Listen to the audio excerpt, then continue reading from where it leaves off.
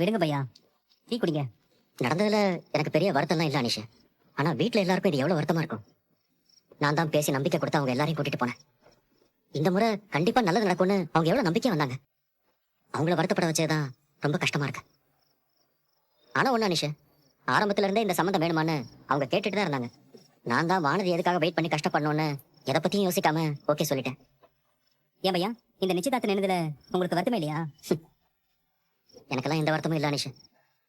நான் பாண்டிக்காக தானே இந்த கல்யாணம் பண்ணணும்னு நினைச்சேன். என் வீட்டுல இருக்கிற யாரும் கஷ்டப்படக்கூடாதுன்னு நினைச்சேன். இப்ப என்னோட கல்யாணம் நடக்கலன்னா பாண்டி கல்யாணமும் தள்ளி போயிட்டே இருக்குல்ல. தேவையில்லாம அவன் எனக்காக காத்துட்டு இருக்கணும் சொல்லு. இதெல்லாம் யோசிச்சுதான் நான் உடனே கல்யாணம் பண்ணிக்கணும்னு முடிவு பண்ணேன்.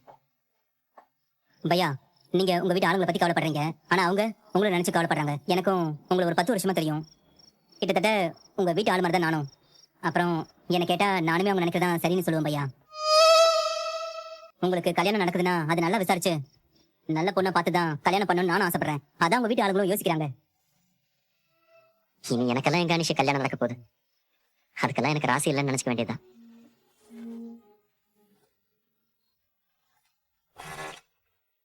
அடுத்து பாண்டிக்கு தான் எப்படியாவது கல்யாணத்தை முடிச்சிடணும்.